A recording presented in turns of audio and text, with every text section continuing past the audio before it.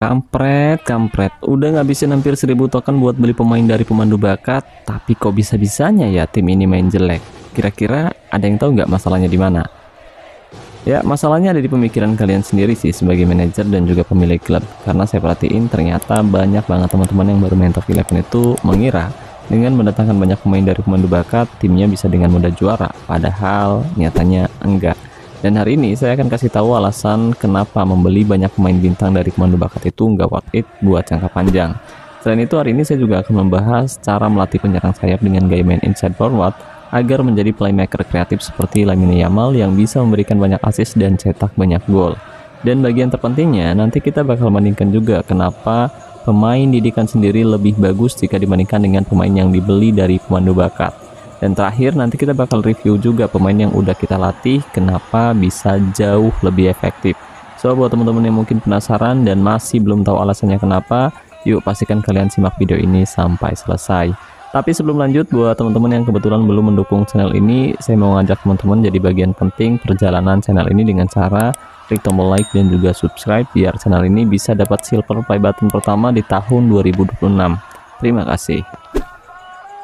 Halo guys, assalamualaikum, selamat datang kembali di NN Top 11 channel. Apa kabar semuanya? Semoga teman-teman selalu sehat dimanapun berada. Hari ini saya akan membahas cara melatih penyerang sayap dengan gaya main inside forward agar menjadi playmaker kreatif. Oke guys, jadi kali ini saya sedang tidak menggunakan akun saya pribadi, melainkan menggunakan akun milik Mas Nun yang sedang menggunakan jasa saya untuk melatih pemainnya secara individu atau bahasa gaulnya di Latmil. Ya, sebelum Mas Nun nemu channel ini, Mas Nun seringkali memborong pemain dari pemandu bakat dan berharap timnya bisa dengan mudah juara, tapi nyatanya dalam beberapa musim terakhir timnya justru kesulitan guys. Nah hari ini saya punya kesempatan untuk memperbaiki kinerja timnya Mas Nun dengan cara melatih pemainnya secara individu, terutama di lini serang.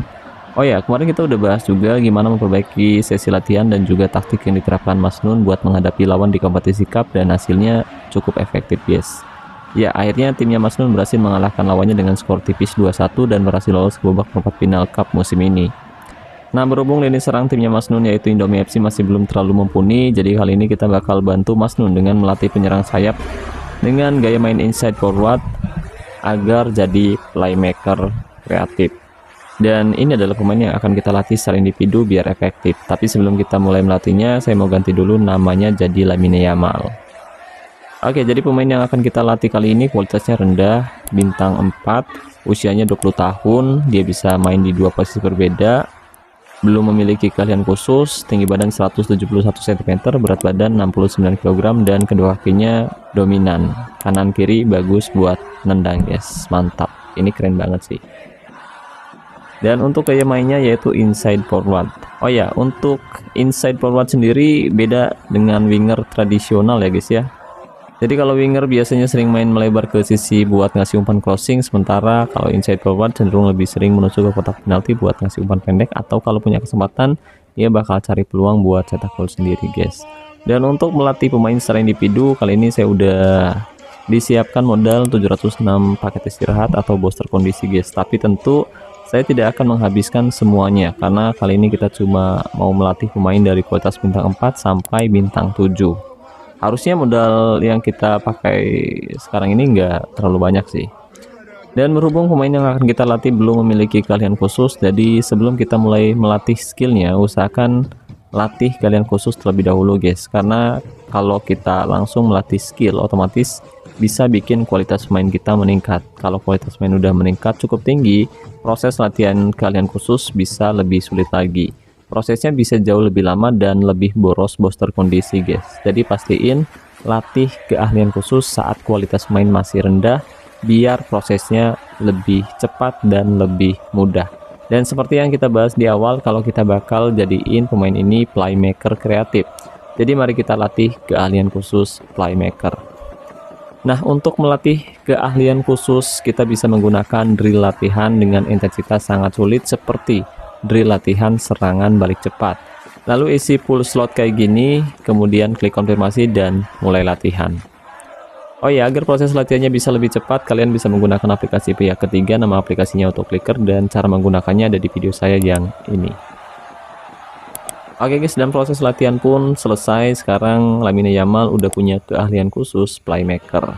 Dan untuk melatih keahlian khusus ini kita sudah menghabiskan modal 49 booster kondisi guys. Tapi perlu diingat untuk modalnya sendiri mungkin bisa bervariasi, bisa lebih banyak atau mungkin lebih sedikit tergantung kualitas, usia, dan tipe pemain. Kalau usianya muda, kualitasnya rendah, dan pemain yang kita latih tipikal pemain yang bagus, atau istilahnya kalau di game top 11 yaitu fast trainer, proses latihannya biasanya lebih cepat dan lebih irit booster kondisi. Sementara kalau kualitasnya lebih tinggi, lebih boros. Selain itu, kalau yang kalian latih tipikal pemain jelek atau bad player, mau kualitasnya rendah dan usianya muda pun tetap aja prosesnya lebih lama dan lebih boros booster kondisi pula guys. Gitu ya guys ya.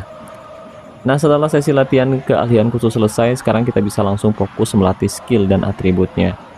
Dan seperti yang kita bahas tadi, kalau kita bakal bikin playmaker kreatif. Jadi pada sesi latihan yang pertama, mumpung kualitas pemain masih rendah, hal pertama yang harus kita lakukan yaitu membentuk atribut kuncinya, yaitu kreativitas terlebih dahulu.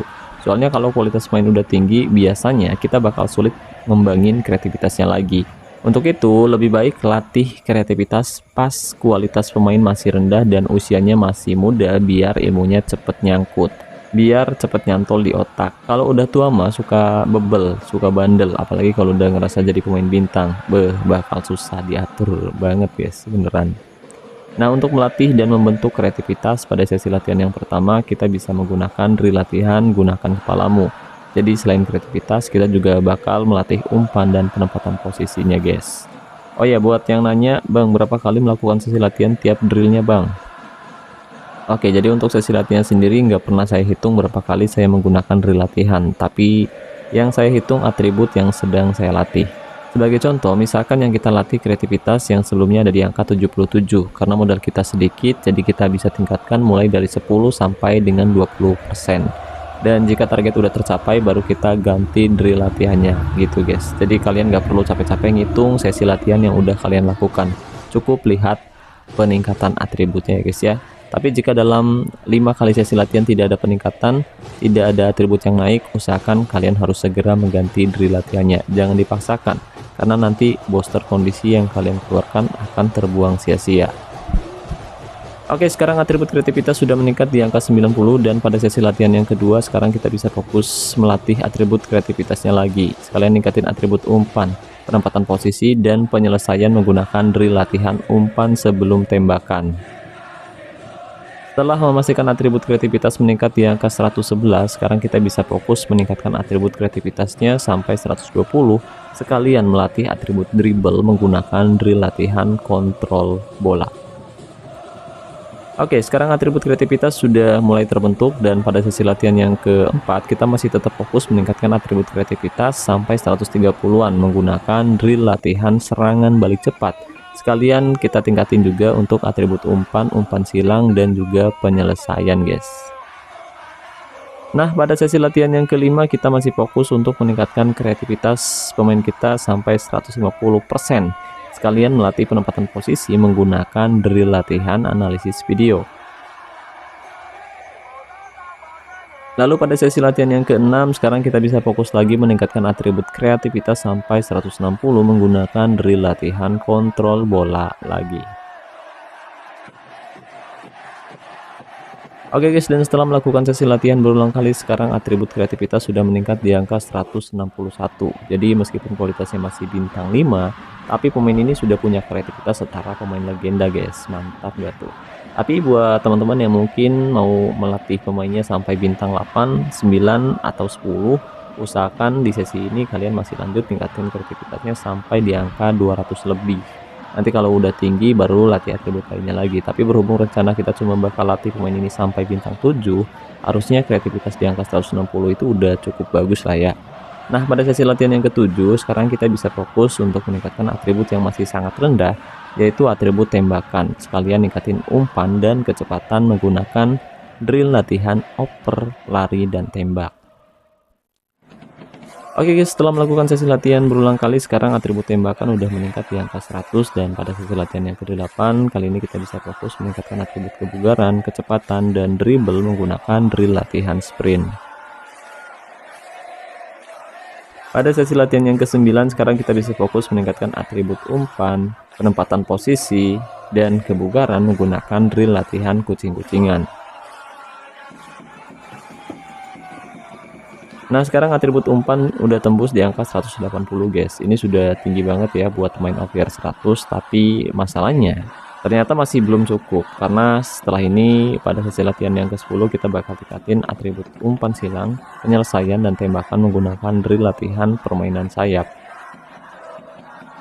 Pada sesi latihan yang ke-11 kita bisa fokus meningkatkan atribut tembakan dan umpan silang menggunakan drill latihan umpan bola mati. Oke, dan sekarang atribut penyelesaian dan tembakan masing-masing udah meningkat di angka 140, dan pada sesi latihan yang ke-12 sekarang kita bisa fokus meningkatkan atribut dribble menggunakan drill latihan hentikan penyerang. Lalu pada sesi latihan yang ke-13 kita bisa fokus meningkatkan atribut kebugaran menggunakan drill latihan fisik dan mental, yaitu drill latihan kebugaran. Nah, pada sesi latihan yang ke-14 sekarang kita bisa fokus lagi meningkatkan atribut dribble menggunakan drill latihan permainan kontak. Oke guys, dan setelah melakukan sesi latihan berulang kali, sekarang pemain yang kita latih yaitu Lamine Yamal, penyerang sayap dengan gaya main inside forward. Kualitasnya sudah meningkat. Dari yang sebelumnya hanya punya kualitas bintang 4, sekarang dia udah punya kualitas bintang 7. Ya, kelihatannya nggak terlalu besar sih, tapi jangan dilihat dari kualitas luarnya aja guys, tapi kalian lihat dalamnya. Ya, meskipun pemain ini hanya punya kualitas bintang 7, tapi skill dan atributnya udah setara pemain superstar bintang 8. Bahkan umpan, dribble, dan kreativitasnya udah setara pemain bintang 9 guys, mantap gak tuh? Dan untuk atribut kuncinya sendiri yaitu umpan didukung dribble, kreativitas, dan crossing guys. Nah, barangkali ada yang nanya, kenapa beda-beda bang atributnya? Ya, karena inside forward itu harus bisa jadi kreator sekaligus eksekutor guys. Makanya atribut umpan dibuat lebih tinggi biar mereka bisa kasih peluang berbahaya dari dalam. Didukung sama dribble buat lepas dari back, kreativitas buat nemuin ide di ruang sempit, dan umpan silang kalau situasi minta dia balik ke peran sayap. Sisanya rata aja biar dia tetap seimbang tanpa kehilangan fokus utama ya guys ya. Emang bedanya apa sama pemain dari komando bakat bang? Bedanya jelas banget guys. Pemain dari komando bakat itu atributnya random banget, sering nggak nyambung gitu guys sama posisinya. Kadang kelihatan bagus lawan tim lemah, tapi begitu ketemu lawan seimbang atau lawan yang lebih kuat mereka langsung drop, karena memang skill aslinya itu biasa aja. Sedangkan kalau kita latih sendiri secara individu, atribut kunci bisa dibentuk sesuai kebutuhan tim kita. Jadi kita bisa fokus naikin atribut terang kayak umpan, kreativitas, dribble, dan lain-lain sampai tinggi banget. Jadi hal ini yang bisa bikin permainannya jauh lebih efektif. Hasilnya pas lawan tim kuat aja mereka bisa tetap percaya diri karena pemain kita punya fondasi skill dan atribut yang jelas dan sesuai perannya masing-masing. Jadi intinya melatih penyerang sayap jadi inside forward kreatif itu bikin mereka punya peran mirip playmaker modern kayak Lamine Yamal yang bisa cetak gol tapi juga jadi otak serangan dari sisi lapangan guys. Nah, bedanya dengan pemain mahal hasil scouting di top 11, atribut mereka tuh sering acak dan gak nyambung sama posisi atau gaya main yang bikin performanya jadi naik turun. Dan kalau kita bentuk sendiri lewat latihan individu kayak gini, atribut kuncinya bisa diarahkan sesuai kebutuhan tim kita kayak umpan dan lain-lain. Hasilnya pemain lebih konsisten, efektif, dan siap tampil percaya diri bahkan lawan tim kuat. Jadi bukan sekedar beli nama besar, tapi kita benar-benar mencetak pemain yang sesuai filosofi permainan tim kita guys. Oke, jadi itu dia pembahasan kita kali ini. Terima kasih banyak buat teman-teman yang udah nonton video ini dari awal sampai selesai. Makasih juga buat membership dan Top11. Makasih buat teman-teman yang selalu mendukung dan mendoakan video ini. Jika dirasa pembahasannya bermanfaat, jangan lupa like, share, dan subscribe. Saya Nur, wassalamualaikum, salam olahraga, salam Top11 Indonesia.